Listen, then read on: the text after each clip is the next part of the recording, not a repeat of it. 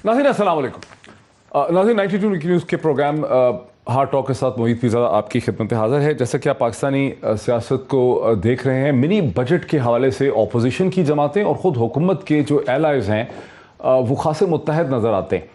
और इसके दो पहलू जो हैं हमारे सामने आ रहे हैं अपोजिशन की तनकीद के। एक पहलू तो ये है कि अपोजिशन ज़ाहिर है ये कहती है कि ये बजट, ये मिनी बजट, ये जो फाइनेंस बिल है, अगर ये अप्रूव होता है, जिसे अपोजिशन कहती है कि अप्रूव नहीं होने देगी, तो फिर पाकिस्तान के आवाम के ऊपर मुसीबतों के नए पहाड़ टूटेंगे। लेकिन साथ ही अपोजिशन ये इशू भी उठाती है कि ये मिनी बजट पास होना पाकिस्तान की हाकमियत, पाकिस्तान की सॉवरेनिटी के लिए बड़ा ख़तरनाक है और यूँ पाकिस्तान की तकदीर को बैनुल-अक़वामी मालियाती इदारे बशमूल IMF के हवाले करने की एक साजिश जो है वो हो रही है। अपोजिशन की इन आर्गूमेंट्स में बड़ा वजन है, लेकिन क्या अपोजिशन के पास कोई काउंटर स्ट्रेटजी है? ये वो बुनियादी सवाल है जिसे हम इसमें डिस्कस करना चाहेंगे आज की इस नशिश के अंदर। लेकिन सबसे पहले मैं आपको टुकड़े सुनाता हूँ जिससे अपोजिशन की पोजीशन जो है वो आपके सामने वाज़ेह हो सकेगी। सबसे पहले सुनते हैं कि मौलाना फजलुर रहमान साहब का इस हवाले से क्या कहना है। मिनी बजट पेश किया जा रहा है, महंगाई का एक नया तूफ़ान उठ खड़ा होगा। इमरान खान और उसके रजीम को ये हक़ नहीं देते कि वो पाकिस्तान की एक आज़ाद रियासत को दोबारा कानूनी बनाए और गैर मुल्की इदारों के रहम करम पर हमें छोड़ें। 23 मार्च का लॉन्ग मार्च और भी ज़्यादा नागुज़ीर हो गया है।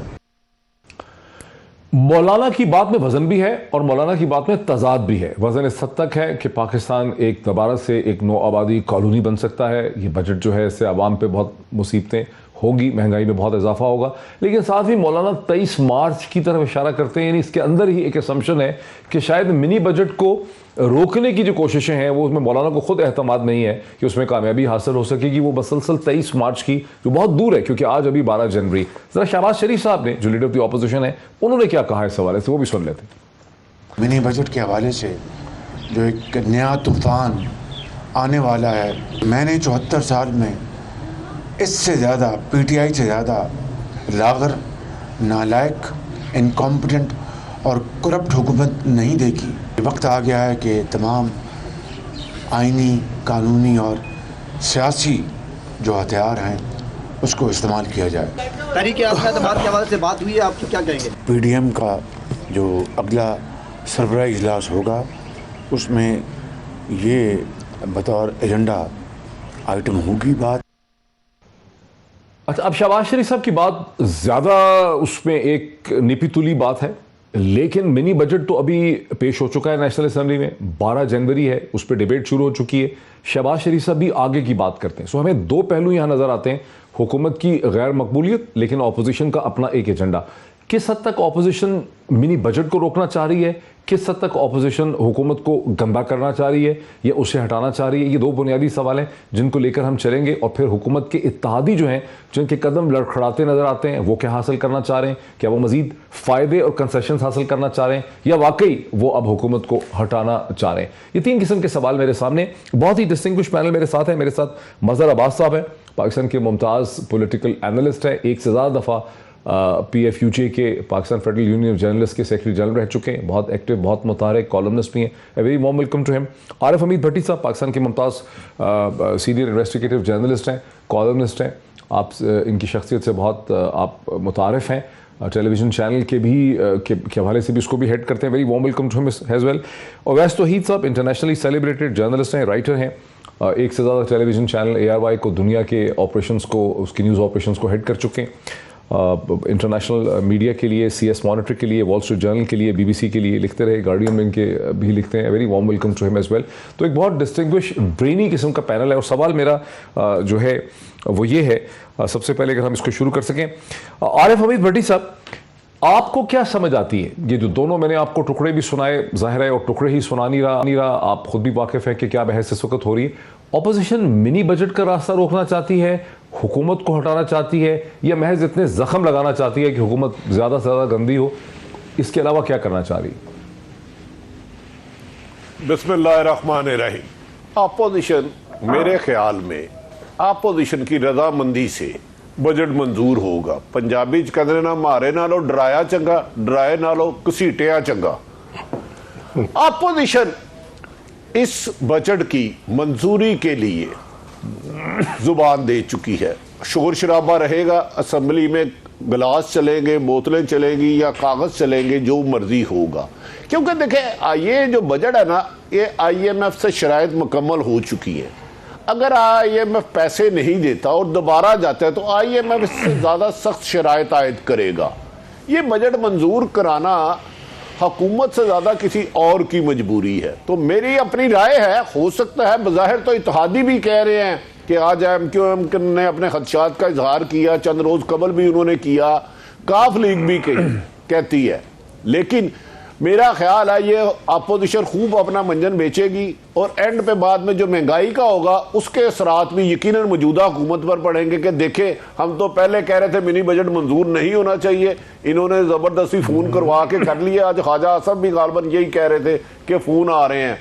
तो ये जिम्मेदार इमरान रहा है। तो जो वो नहल है इस किस्म के इल्ज़ामत लगा रहे थे, तो शायद वो इसीलिए इमरान खान साहब परसों एक बात छोड़ के चले गए। मौलाना फजल रहमान से आज मैं आपको यकीन से कह रहा हूं कि मिनी बजट को रोकने की हिकमत अमली नहीं, बल्कि जो कह रहे हैं ना अदम एतमाद, वो पैगाम दिया है शहबाज शरीफ साहब ने मौलाना साहब को, जिसकी मुलाकात अवैस तो साहब ने कोई अरेंजमेंट किया था, यहाँ खबर दी थी, मुझे याद नहीं क्योंकि अवैस साहब लिफ्ट कम कराते हैं। अच्छा, अदम एहतमाद का चूंकि आपने जिक्र कर दिया है आरिफ हमीद भट्टी साहब, आपको लगता है कि बहुत जल्दी एक अदम एहतमाद की मूव या इनिशिएटिव आएगा नेशनल असेंबली? देखिए, मेरा एक ख्याल नहीं होगा। आज मैं नंबर गेम देख रहा था सारी जमातों की, PTI को निकाल के सारी जमातें मिला ले A to Z, फिर भी 172 बहुत मुश्किल है। अदम एतमाद उस वक्त आएगा जब उनको एतमाद नहीं रहेगा, जब उनको एतमाद नहीं रहेगा। जो उन होते हैं ना, उन कर देते हैं बस। पर मेरा ख्याल है हुकूमत भी मौजूदा अदम एतमाद की तरफ नहीं जाएगी। जो पसे पर्दा बात हो रही है जनरल इलेक्शन की, लेकिन मेरे ख्याल में इमरान खान को इसी तरह 5 साल पूरा कराया जाएगा ताकि उनके दावे गलत साबित हों और अगले इलेक्शन में उन्हें अवाम में जाते हुए मुश्किलात नज़र आए। ये मेरी राय है, लेकिन इस मुल्क में कुछ भी हो सकता है। बंदर शेर बन सकता है, शेर चीता बन सकता है, चीता कीड़ी बन सकती है, कीड़ी बकरी बन सकती है। ये मदर साहब के जादू है हाथों में। अच्छा नहीं, अच्छा चले, मैं मजहर अब्बास साहब की तरफ भी आता हूँ, अवैस तौहीद साहब की तरफ भी आता हूँ। मजहर अब्बास साहब, चूंकि जिक्र हो गया ऑपोजिशन का भी, जो एलाइज की पार्टीज हैं हुकूमत के साथ, जो छोटी जमातें हैं जैसे MQM है, PMLQ है, GDA है, उसकी तरफ इशारा किया आरिफ हमीद भट्टी साहब ने। उनकी चहमगोइयाँ भी चल रही हैं, उनके खदशात भी चल रहे हैं, वो पॉपुलिस्ट बातें भी कर रहे हैं। तो जो MQM की लीडर है किश्वर ज़हरा, बहुत अच्छा आर्टिकुलेट वो बोली हैं मुत्तहिदा कौमी मूवमेंट की। उनका जो 30 सेकंड का टुकड़ा वो मौज़ा साहब मैं आपको सुनाता हूँ, फिर बात को आगे बढ़ाते हैं। अवाम का इंतकाम बड़ा खौफनाक होता है चेयरमैन साहब। हम अगर आपके दोस्त हैं और आपके इत्तेहादी हैं तो आपको जरूर बताएंगे कि उससे बचने की कोशिश कीजिए, क्योंकि जिसे आप मिनी बजट कह रहे हैं, ये मिनी बजट क्या पहले बजट से भी ज्यादा भारी बजट है। बिलो पॉवर्टी लाइन जो लोग हैं, बल्कि मुतवस्सित तबके के लोगों के पेट पे भी लात मारी जा रही है। किसी घर के या इदारे के खर्च बढ़ जाएं तो उसके अखराजात घटाए जाते हैं, ना कि अवाम के ऊपर टैक्स लगा दिए जाएं। मज़हर साहब, मैं आपसे एक बड़ी इंपॉर्टेंट बात करने लगा हूँ। I have just recovered from a second attack of Covid और नियर ब्रश टू डेथ था, और बिल्कुल मुझे लग रहा था शायद बचने का चांस नहीं है, ऐसी यानी ब्रीदिंग डिफिकल्टी और कफ थी। और उसके बाद मैंने डिटर्मिनेशन किया कि कम से कम हम अपना, मुझे इसमें ये ख्याल भी आया कि हम बातें तो बहुत सी कर देते हैं, लेकिन हम किसी चीज़ को उसके मंतकी अंजाम तक के लॉजिकल एंड तक ले जाते नहीं मीडिया के अंदर। ये जो सारी ऑपोजिशन कह रही है, ये सारी जमातें कह रही हैं मिनी बजट ने मार डाला, IMF ने मार डाला, ये कर दिया, हुकूमत को उठाओ, ये कोई ऑप्शन नहीं हमें बताते। आपके सामने मज़हर साहब कोई सियासी जमात ऐसी पाकिस्तान की है, या सियासी जमात छोड़ें, इकोनॉमिस्ट बता दें जो ये बता सके थियोरेटिकली ही, कागज़ पे ये बता दे कि पाकिस्तान के इस वक्त के जो इकोनॉमिक क्राइसिस है इसका हल क्या है। मज़हर साहब, इनके पास कोई हल है जो ये कह रहे हैं हम ये कर देंगे वो कर देंगे? कोई है, कोई इनहेरिट करना चाहता है इस इकोनॉमिक मेस को? शुक्रिया मुईद, और सबसे पहले अल्लाह ताला आपको सेहत दे। अभी आप मेरे ख्याल में जब बीच में बात हो रही थी शुरू में, तो आप you are still not fully recovered, और आई होप कि आप जल्दी रिकवर करें। देखिए, बिल्कुल आपकी बात ठीक है। इस वक्त जो सूरत हाल है वो शायद किसी के पास भी उसका सही सलूशन नहीं नज़र आ रहा। इसीलिए एक कंसेंसस की ज़रूरत होती है। जब आपके पास भी कोई, जब हुकूमत के पास भी कोई हल नहीं है, हुकूमत भी कह रही है जी मजबूरी है, महंगाई होगी, ये आपको एक्सेप्ट करना पड़ेगा, तो गवर्नमेंट इंगेज करती है। ये नहीं होता कि गवर्नमेंट ऐसी पोजीशन पर भी अकड़ दिखाए, ऐसी पोजीशन पे भी आप खड़े रहें और कहेंगे जी क्यों इनसे बात करें हम।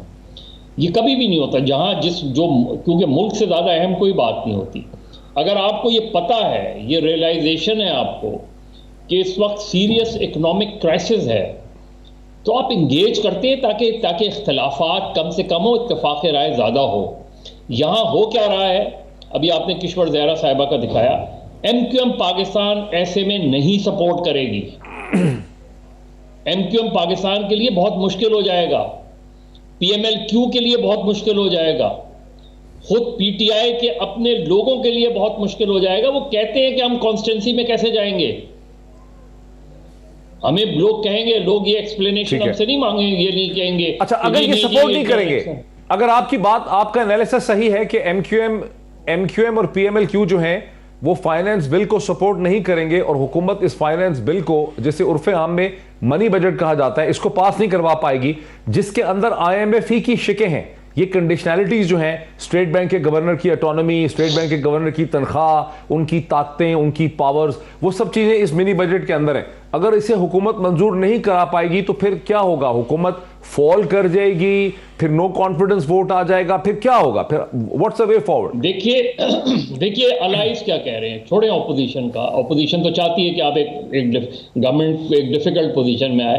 अलाइज कह रहे हैं कि अगर हमने इसको मनवान एक्सेप्ट कर लिया तो फिर हम अगला इलेक्शन नहीं जीत सकते, यानी उनके बकौल कि हम अगला इलेक्शन लोगों के साथ नहीं जा सकते इस सिनेरियो में।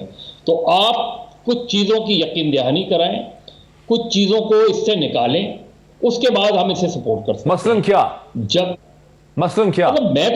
मसलन क्या चीजें वो निकालना चाहते हैं? सर बहुत सी टैक्स, ये तो वो बेहतर बता सकते हैं, लेकिन वो कह रहे हैं ना, आखिर इनके अलाइज उनको सपोर्ट नहीं कर रहे, उसकी कोई वजह है ना, क्यों नहीं कर रहे सपोर्ट? क्या वो आप समझते हैं कि वो मनवान, यानी ये तकरीर करके वो मनवान उनको वोट दे देंगे? कभी भी नहीं देंगे। और अगर ये बिल, अगर ये चीज, और अच्छा, तो बेसिकली अब हमें एक सेकंड ओपिनियन मिलती है ना। आरिफ हमीद भट्टी साहब का ख्याल था कि एक डन डील है, ठीक है। आने जरा अवैस तौहीद साहब को आने। अवैस तौहीद साहब, बात जहां से शुरू हुई ना, आरिफ हमीद भट्टी साहब का एनालिसिस और तज्जिया ये था, उन्होंने कहा मैं गलत भी हो सकता हूं, कि एक डन डील है, इस मिनी बजट ने पास होना ही है। लेकिन मजहर अब्बास साहब ये कह रहे हैं कि सियासी आउटफॉल इंपैक्ट इस किस्म का है कि MQM और PMLQ के लिए खास करके इसको सपोर्ट करना मुमकिन नहीं होगा जब तक इसमें कुछ तब्दीलियां ना लाई जाएं, कंसेशन ना लाई जाए। आपको क्या समझ आती है, क्या तब्दीलियां लाई जाएं तो यह पास हो सकता है?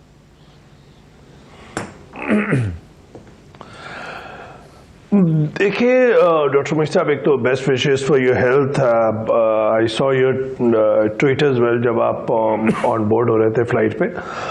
देखिए खान साहब का जो अब सफ़र है वो तो एक मुश्किलात के समंदर में है, और उनकी किश्ती भी हमें डगमगाती हुई नज़र आ रही है, और ये किश्ती किसी किनारे या किसी पार्ट लगती हुई भी नज़र नहीं आ रही, क्योंकि इतने ज़्यादा मसाइल इकट्ठे कर लिए हैं।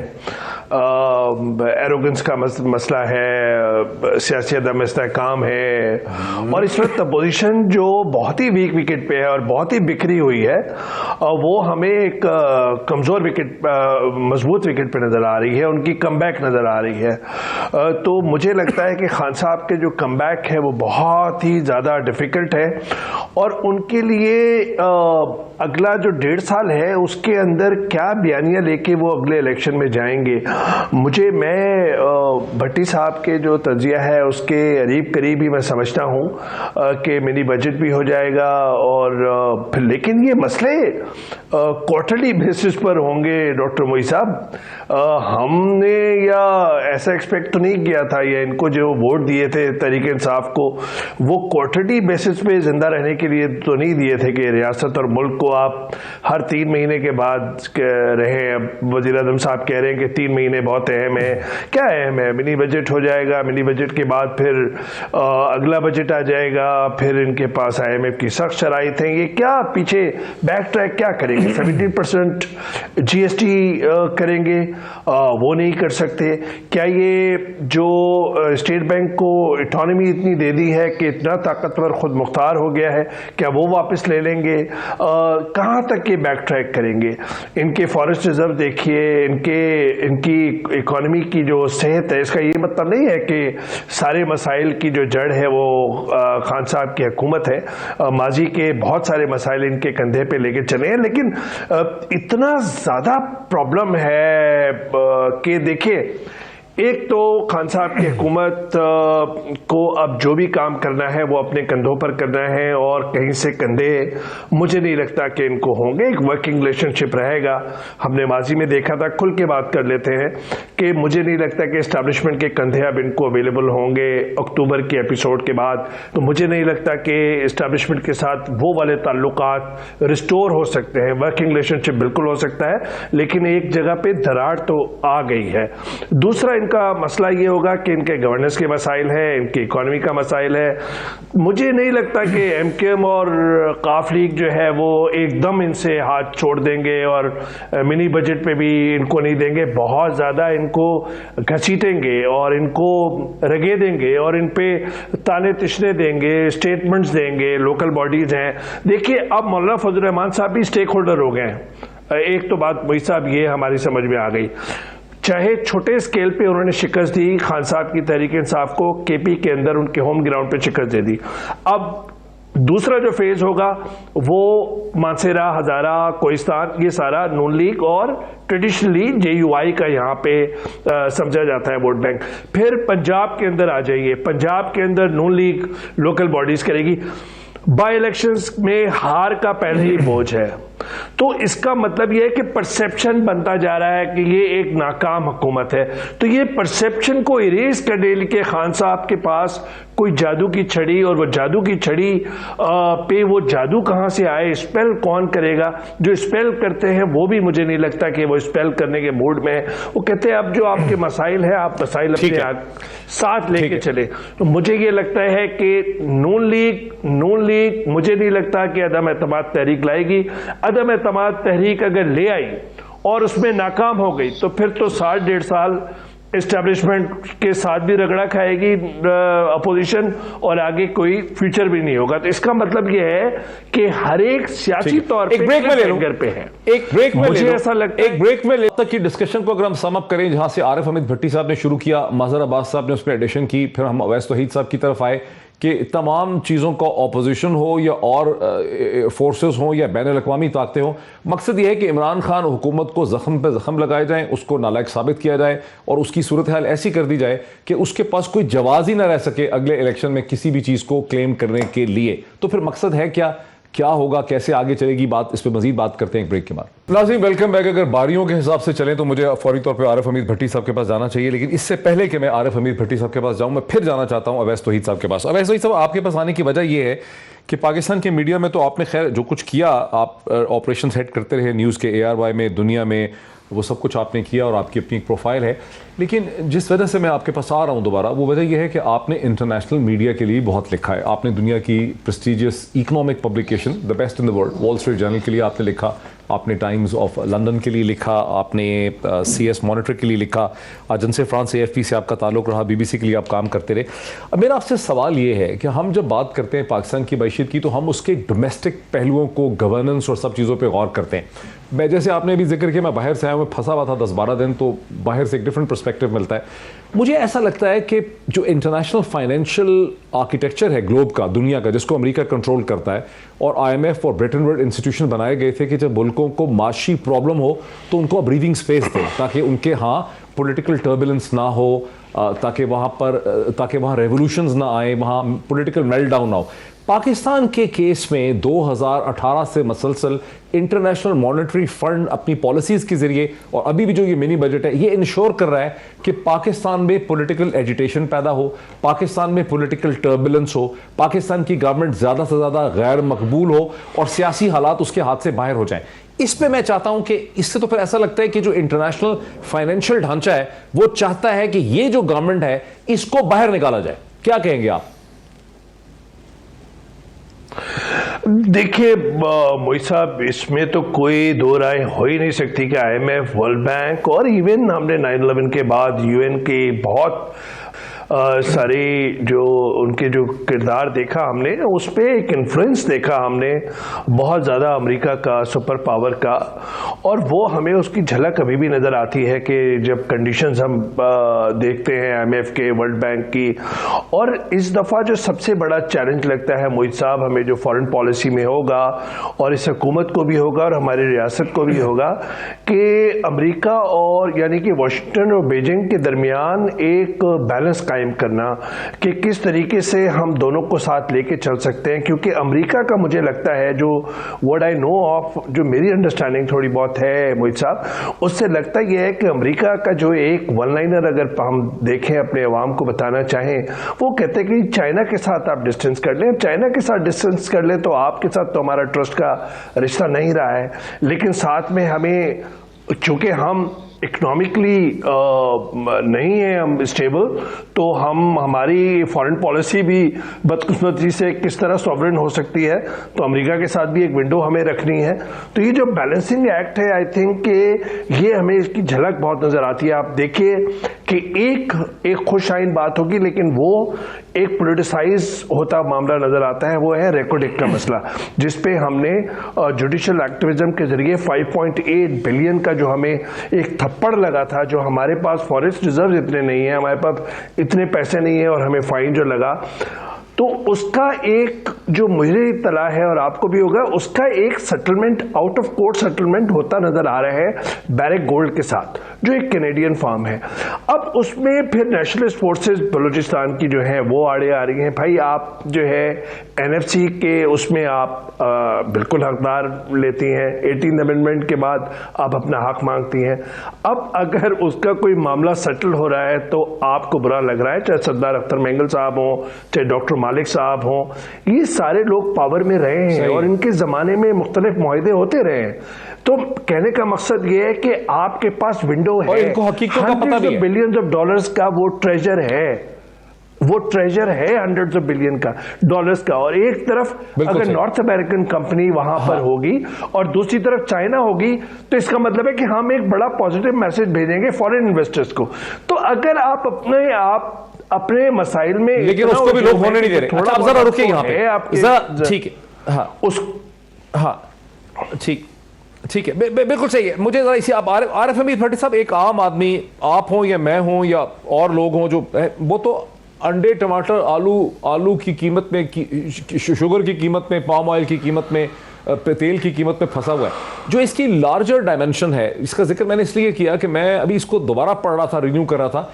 इंटरनेशनल मॉनेटरी फंड को तो कायम इसलिए किया गया था, बुनियादी मकसद यह था कि आप कंट्रीज को बेल आउट करेंगे, उनकी इकोनॉमिक डिफिकल्टीज को इस तरह से रिजॉल्व करेंगे ताकि वहां से सियासी हैजान ना हो। मकसद यह था इन इदारों को बनाने का कि सियासी पॉलिटिकल टर्बुलेंस और हैजान को आपने कंट्रोल करना है। यह क्लियरली नजर आ रहा है कि IMF जो है अपनी इंस्ट्रक्शंस और डिक्टेट्स के जरिए पाकिस्तान में सियासी हैजान को पैदा कर रहा है। अब आपने जब कहा कि जी इस हुकूमत को इतना गंदा करके इलेक्शन में ले जाना है ताकि दोबारा वापस आने का कोई चांस ही ना हो, मुझे ऐसा लगता है कि पाकिस्तान को यह पैगाम दिया जा रहा है कि भाई ये जो सेल्फ रिस्पेक्ट की आप करते हैं, सॉवरेनिटी की आप करते हैं, यहां जो वीलॉगर उठता है, जो कॉलमनिस्ट उठता है, जो आपका टीवी का एंकर उठता है, वो बात करता है सॉवरेनिटी की, सेल्फ रिस्पेक्ट की, बड़ी बड़ी बातें कर देता है। पैगाम ये दिया जा रहा है कि भाई जरा तरीके से रहो, ये है कंडीशंस, चीन से पीछे हटो, हिंदुस्तान की हेजेमनी को एक्सेप्ट करो, तो तुम्हें इकोनॉमिक रिलीफ मिलेगी, फिर अंडे टमाटर मिलेंगे।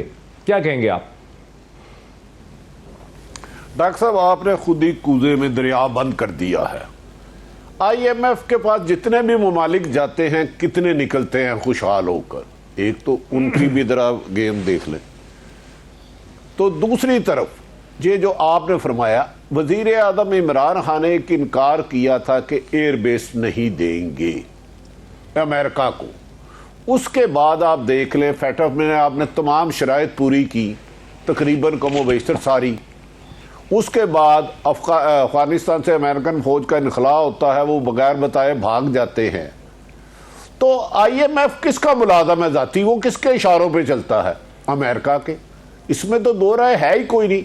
और अमेरिका अब मेरी इंफॉर्मेशन में पीपल्स पार्टी भी लॉबिंग कर रही है वहाँ बहुत ज़्यादा, नून लीग भी कर रही है बहुत ज़्यादा, और ये खसूसन इस हुकूमत को टाइम दिया जा रहा है। जो भी आपने अभी कहा कि जैसे कि इत्तेहादी जमातों ने इसराइल कहा कि वो उन्हें एतराज़ है ये बिल नहीं होंगे, किसी एक को आपने प्रेस कॉन्फ्रेंस करते हुए सुना कि इसका अल्टरनेट क्या है, हमें एतराज़ किस किस बात पे है? किसी एक जमात को मुझे बता दें जिसने प्रेस कॉन्फ्रेंस की हो इत्तेहादी जमात ने कि ये हिस्से निकाल दे, ये नाकाबिले बर्दाश्त है, नाकाबिले कबूल है। तो लिहाजा तो मदर साहब ने कहा इनकी क्या मजबूरी होगी? भाई इनकी वही मजबूरी होगी जब चेयरमैन सेनेट के खिलाफ अदम एतमाद आया था, जब जॉइंट सेशन में इनको वोट देना पड़ा था। ये छोड़ दे, ये इंडिपेंडेंट नहीं है। जिस तरह पाकिस्तान IMF के मुताज है, यकीनन अमेरिका पिछले दिनों में अमेरिकन इस्लामाबाद में मेरी अपनी इतला है कि बहुत ज़्यादा मुतरक रहे हैं, उनकी खासी मुलाकातें भी हुई हैं। ये मेरी इतला है जो यकीनन गलत भी हो सकती है। तो मेरे ख्याल में अल्टरनेट किसी के पास है नहीं। आपकी गवर्नमेंट कमिटमेंट कर रही है IMF से कि हम इन कंडीशन पे बिल मंजूर करा के आपसे पैसे लेंगे। तो अगर पैसे नहीं आते देन व्हाट क्या होगा, मुझे बताएं, उसका मसला क्या है? वो हुकूमत चले जाती है, दूसरी आ जाती है, क्या वो IMF से पैसे नहीं लेगी? इसका अल्टरनेट क्या है? अगर बिल आप नहीं मंजूर करता, IMF नहीं पैसे देता। बिल्कुल सही। ये बड़ा इंटरेस्टिंग। जरा मजहर अब्बास के पास आने थे ब्रेक से पहले। मजहर अब्बास साहब, ये एक बड़ा पिवटल, देखें, मतलब मैं ये समझता हूं कि मीडिया की जिम्मेदारी है कि हम हकीकतों की तह तक जा सकें। इमरान खान हुकूमत को आप हटा के बाहर फेंक देते हैं, आप कहते हैं नालायक है, निकम्मी है। फिर जो नई हुकूमत आएगी, जो नया अरेंजमेंट आएगा, वो IMF क्या उसको बेहतर रिलीफ देगी? क्या इस हुकूमत की शक्ल बदल जाने से एक जो नई हुकूमत आएगी उसको अमेरिका और IMF एक बेहतर डील दे पाएंगे? उसको फिर अवाम की रिलीफ मिलेगी, अदरवाइज कोई और उनके पास इकोनॉमिक फॉर्मूला होगा? क्या कहेंगे आप? डॉक्टर साहब, ये सवाल जरा आप एक आम आदमी की तरफ लेकर चले जाएं, आपको जवाब मिल जाएगा। उसके लिए मैटर नहीं करता कि जी आप सर, आम आदमी को पता ही नहीं इन चीजों का। नहीं पता। आप आम आदमी को क्यों रिवाय करते हैं सर? ये तो ज्यादती है। मतलब साहब, आम आदमी को बिल्कुल नहीं पता जिन डायमेंशंस की आप बात कर रहे हैं, आम आदमी के लाइट ईयर्स नहीं उसके जेल में पता कि क्या हो रहा है। आम आदमी को कुछ नहीं पता सर। आम आदमी सिर्फ विक्टिम है। आम आदमी सर स्टैंडर्ड बिहेवियर ही नहीं है सर। और मेरे भाई दूसरे की आम आदमी को कुछ नहीं पता कि क्या हो रहा है। नहीं पता ना आम आदमी को। आम आदमी को ये तो पता है कि उसकी दो वक्त की रोटी एक वक्त की हो गई है। इसका जवाब है आपके पास? उसको तो नहीं पता ना ये सारी चीजें। आपके पास जवाब है? जो आदमी 2 रोटियां खाता था वो 1 रोटी खा रहा है। कोई है जवाब आपके पास? जाके मुतमईन कर सकते हैं आप उसको? भाई मैं क्या कह रहा हूं, मैं यही कह रहा हूं कि आम आदमी को बैनुल अक़वामी एस्टेब्लिशमेंट एक ऐसे लेवल पे ले आई है कि वो फट पड़ा है, उसको पता नहीं है कि क्यों कर रहे हैं। मैं यही कह रहा हूं सर। मैं कह रहा हूं उसकी हालात बुरे कर दिए उसने। मेरे भाई, तो आपने अपनी बाकी चीजें कौन सी वो की हैं? आप उसको दे क्या रहे हैं? परसेप्शन क्या दे रहे हैं? खुद आप घूमते हैं बड़ी बड़ी गाड़ियों में, खुद आप आपने कहीं ये शो किया है कि वाकई इतना सीरियस क्राइसिस है? कहीं आपने अपनी कोई रिडक्शंस की हैं जिसकी बिना पे मैं ये कह सकूं हाँ यार देखें, सिर्फ मैं ही नहीं सफर कर रहा, हमारे वुज़रा भी सफर कर रहे हैं। या तो आप देखें ना, प्रोटोकॉल देखें, VIP प्रोटोकॉल देखें। 20-20 गाड़ियों जिसके बड़े दावे किए जाते थे कि जी VIP कल्चर नहीं होगा, क्या VIP कल्चर है, मौजूद है या नहीं है मौजूद? तो सूरत हाल ये है, बिल्कुल ठीक कह रहे हैं आप भी ठीक कह रहे हैं, भट्टी साहब भी ठीक कह रहे हैं, ओवैस भी ठीक कह रहे हैं। लेकिन जब आप सड़क पे निकलते हैं तो वो ये नहीं कहता, वो ये कहता है कि मैं पिसता जा रहा हूं, मुझे निकाले इससे, मैं कहां से लाऊं दवाओं की कीमतें जो है 400% ऊपर हो गई हैं। मुझे नहीं पता कि आप लोगों के क्राइसिस क्या है। मुझे ये पता है कि मेरी गुजारा नहीं हो रहा, मुझे ये पता है कि घर में गैस नहीं जल रही, मुझे ये पता है कि मेरे पास बिल बढ़ते हुए आ रहे हैं। ये एक लोअर मिडिल क्लास, आप आम आदमी तो छोड़ दें, लोअर मिडिल क्लास का इशू बनता जा रहा है। ये एक सीरियस इशू बनता जा रहा है इसमें। अब आप इससे कैसे निकलेंगे? ये बात ठीक है कि जो पार्लियामेंट है इसके पास इसका कोई ऑल्टरनेट नहीं है, इसलिए कि आप एक ऐसी दलदल में फंस चुके हैं कि वहां सेल्फ रिस्पेक्ट तो छोड़ें, बैगर्स सेल्फ रिस्पेक्ट नहीं होती बैगर्स की, फिर आप चूजर्स भी बन रहे हैं कि मैं बैगर भी हूं और चूजर भी हूं। ऐसा नहीं हो सकता, आपको तय करना पड़ेगा कि आपने आगे बढ़ना कैसे। फिर हमें ये भाषण ना दिया करें कि हम बिल्कुल सही, IMF के मजहर पास साहब नहीं बिल्कुल सही है। मुझे एक ब्रेक लेने दें, मुझे एक ब्रेक लेने दें। मजहर साहब बिल्कुल ठीक कह रहे हैं। मेरा और आपका बाकी सबका एग्रीमेंट यह है कि बैनुल अक़वामी एस्टेब्लिशमेंट ने खास करके IMF के इंस्ट्रूमेंट टूल के जरिए पाकिस्तान के आम आदमी की सूरत हाल ऐसी कर दी है कि वो हुकूमत से, अपने आप से, हर चीज से नफरत करने पे मजबूर है। अब ये सिर्फ गरीब आदमी की बात नहीं है, ये सिर्फ लोअर मिडिल क्लास की बात नहीं है, अब तो मिडिल क्लास वालों की भी चीखें निकल गई हैं, जिनकी 8-8, 10-10 लाख की तनख्वाहें, उनकी भी चीखें निकल गई हैं, क्योंकि रुपए की बाइंग पावर ही कुछ नहीं है। लेकिन हल किसी के पास नहीं है। किसी सियासी जमात, किसी इकोनॉमिक इंस्टीट्यूशन, किसी माहिर माइशात को हमने बात करते नहीं देखा 2+2 के बता सके कि हल है क्या। ब्रेक लेते हैं, ब्रेक के बाद मजीद बात करते हैं आफ्टर द ब्रेक। नाज़रीन वेलकम बैक। ओवैस तौहीद साहब की तरफ चलता हूं। ओवैस तौहीद साहब, हार्ड टॉक जो प्रोग्राम है 92 न्यूज़ का, इसका भी आज ये 527वां इसका ये एपिसोड है। तो ज़ाहिर है हार्ड टॉक से पहले भी मैं सैकड़ों प्रोग्राम कर चुका हूं, हज़ारों प्रोग्राम कर चुका हूं। और जब हज़ारों प्रोग्राम आप करते हैं तो हज़ारों लोगों को आप सुनते हैं। हर प्रोग्राम में 3 लोगों को सुनते हैं। और पिछले 2-2.5-3 बरस से भी ज़ाहिर है मईशत के हवाले से मैं हज़ारों सैकड़ों लोगों को सुन रहा हूं। मुझे कोई सोल्यूशन नज़र नहीं आ रहा। मुझे कोई बंदा नहीं मिला सर कभी 5 मिनट के लिए भी जो ये कह सके जिम्मेदारी से, हुकूमत में हो या ऑपोजिशन में हो या बैंकिंग का हो या इकोनॉमिक सर्कल्स का हो, जो ये कहे कि भाई ये इकदाम करके पाकिस्तान जो है खुद मुख्तारी अपनी ला सकता है, इस तरह से अपने इकोनॉमिक हालात को ठीक। क्या वजह है इसकी? क्या वजह है? हमें पता ही नहीं है कि हमने अपने इकोनॉमिक हालात को कैसे ठीक करना है। नहीं मोहित साहब, चूंकि ये बहसियत कौम जो है हम एक दूसरे के गिरेबान पकड़ना जानते हैं, लेकिन इस्लाह करना नहीं जानते, क्योंकि मुश्किल रास्ता होता है ना। और फिर रियासत और अवाम के दरमियान माजरत के साथ और मुख्तलिफ अदवार में हुकूमतों के साथ अवाम का एक एतमाद का रिश्ता जो है नहीं है, कहीं ठेस पहुंची है। इमरान खान साहब को देख लीजिए, अगर मुख्तसर बात करें हम, कि इनको इतने सारे 10 लाख नौजवान लोगों ने वोट दिए थे, वो गैर रिवायती सियासत के लिए दिए थे, रिवायती सियासत के लिए नहीं दिए थे। तो इन पे एतमाद अब क्या करेंगे? गवर्नेंस देख लीजिए किस तरह की है कि 4 इंफॉर्मेशन मिनिस्टर बदल चुके हैं, 4 फाइनेंस मिनिस्टर बदल चुके हैं। ये तो इस्लाहात के लिए आए थे, बुनियादी इस्लाहात के लिए, कि ये लोकल बॉडीज में इस्लाहात करेंगे, ये पुलिस रिफॉर्म्स करेंगे, ये इलेक्टोरल रिफॉर्म्स करेंगे, ये जुडिशल रिफॉर्म्स करेंगे, ये सिविल सर्विसेज रिफॉर्म्स करेंगे। डॉक्टर इशरत कहाँ गए? 4 फाइनेंस मिनिस्टर आप चेंज कर गए। हफीज शेख साहब का किसी को नाम ही याद नहीं है, वो क्या करके गए हैं। इसी तरह 93 में मोइन कुरैशी साहब स्ट्रक्चरल चेंजेस कर गए, 3 महीने के लिए आए थे।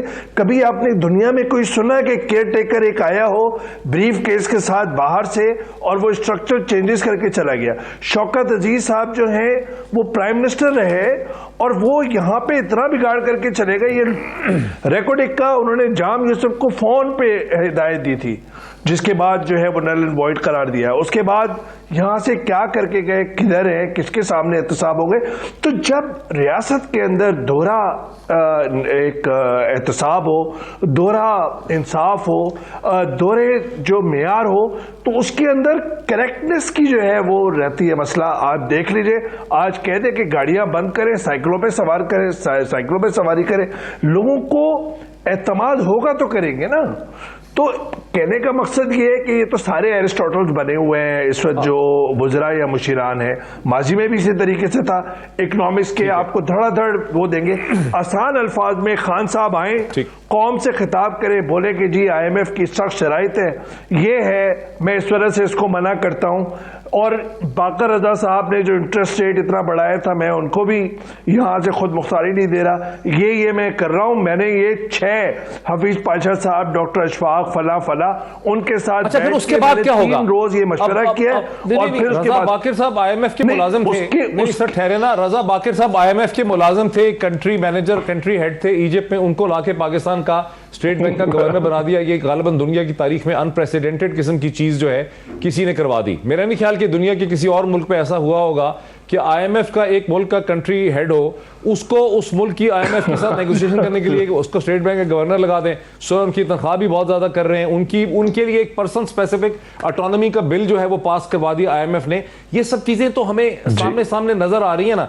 अब अगर हुकूमत कहती है नहीं करना तो IMF उसको $1 बिलियन का कैश नहीं देगी, $1 बिलियन कैश नहीं देगी। वर्ल्ड बैंक और एशियन डेवलपमेंट बैंक और डिफेट उन सब की एड रुक जाएगी और आपका इंटरेस्ट रेट इंटरनेशनली बढ़ जाएगा। तो फिर आप सोल्यूशन क्या है इसका?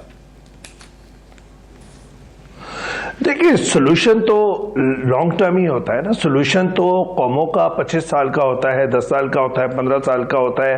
अब यहाँ पे तो हुकूमत आती है, माजी की हुकूमत को रद्द कर देती है, बुलडोज कर देती है। आप देख लीजिए बेनजीर भुट्टो साहिबा के दौर में बिल्कुल करप्शन हुई होगी। IPPs का मुआहिदा था, नवाज शरीफ साहब आए, उन्होंने उनका हबको वगैरह का मुहासरे शुरू करवा दिए।